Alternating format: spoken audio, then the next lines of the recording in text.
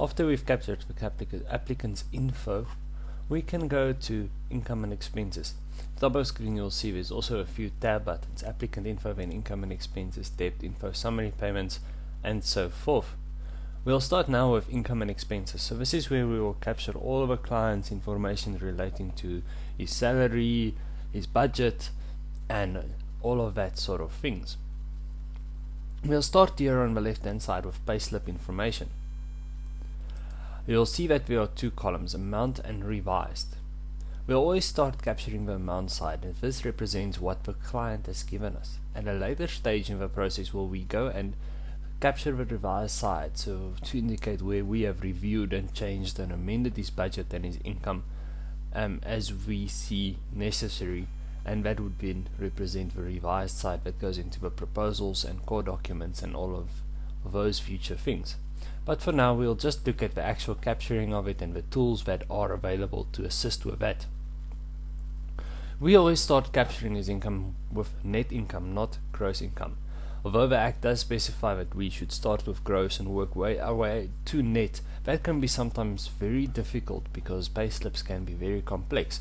So it's easier to start with the net income, what gets paid into his bank account every month, and then work our way back to the rest. So for instance, say the client earns 10,000 Rand a month net income. I then also have space to enter other income, which is income we might be getting from any form of rent or whatever else there might be. For commission, we have a calculator to assist with calculating the amount of commission that's due to the client. We will start with entering the amount of commission that he earned this month here. So say for instance in this month this client earned 500 Rand worth of commission. If I go here to the top right hand corner of my screen, we'll see there is commission with a little tick box next to it. If I tick that, at the bottom it expands a little detail section for commission, where it allows me to enter 6 months worth of commission. So I can start, okay, this month he earned 500 Rand, for month before that he earned 400 Rand, month before that he earned 600 Rand, month before that he earned 350 Rand.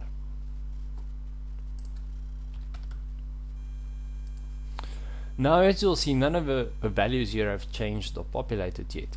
For that to happen, I need to click the calculate button. When I click calculate, the system goes and does all the maths to add and subtract the income and expenses and make sure all of that balances out. When I do that, the system will also check whether my income is in line with the guidelines as set out by the task team. First, that you can see that my affordability is the total amount of my income, which it says this is not quite right. It is more than the guideline that is set by the task team, which says that the affordability should be between 35 and 49%, as can be seen here for this client. And so it is a guide that helps you to adjust that in line with what the task team recommends. So for now we can now go and see that if I look at commission, I entered 500 Rand. The revised side now says that the commission was 462 Rand. The reason for this being is that it would take the average of the 4 months that I have entered into that commission block and say, okay, but the average is 462 Rand. So although I earned 500 Rand this month, this is maybe a bit more than I do on a normal month. So you'll also see that the net salary has dropped to be in line so that the commission can be taken account for the fact that he earned more than he does on average this month. Overtime works the same. If I click overtime, it's also a calculator, so overtime would work out the same amount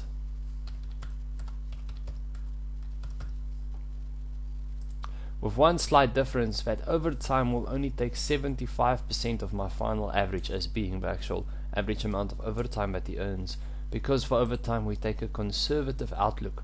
So you'll see, although I put 250, 250 and 300 in there, it determines my average to only be 200 Rand, because it will take the average and take 75% of it. Then I can also capture all the other details for things like pension fund, medical aid, any loans that he might have that is being deducted from his payslip. And important to note, if I put 1,000 Rand in loans and I do select calculate,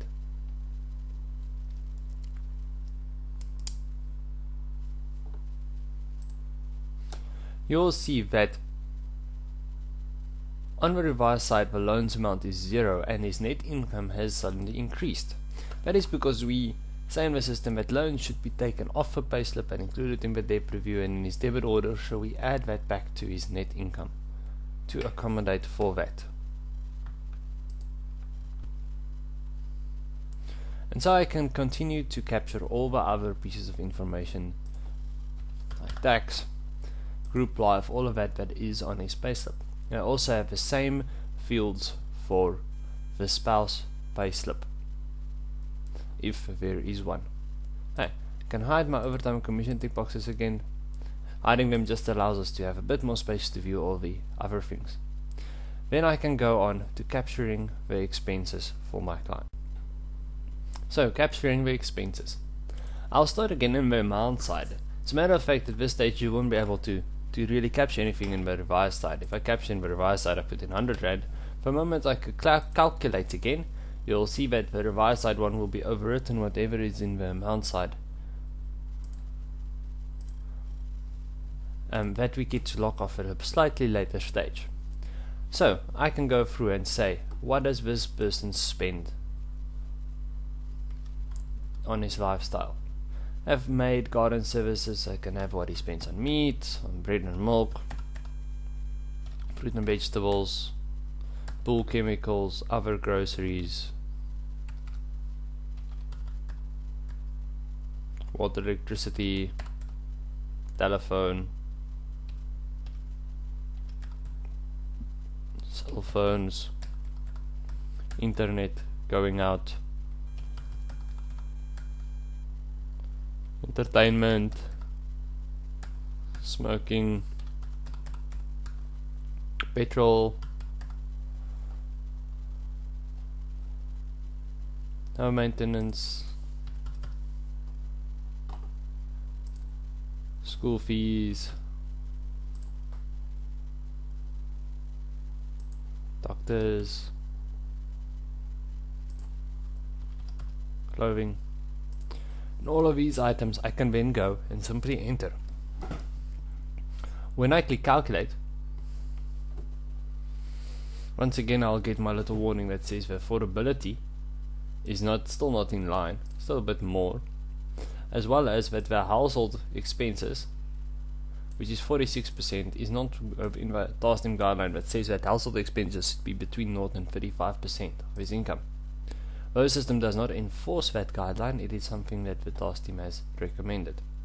Also, we have this guide at the right hand side. This guide is based on the Money Sense guide, where we take a survey of clients that give us their budget informations and says what they spend on the certain items in our budget fields here. We use this and compile it into groups by demographic, looking at the customer's age, his level of income, and the number of dependents that he has. This then gives us a good indication of what is reasonable to spend for a person in this type of person situation. So we can get this average percentage from obviously domestic and groceries, what the average person there would be spending: water, electricity, telephone, security, entertainment, all of those percentages that a person should be spending.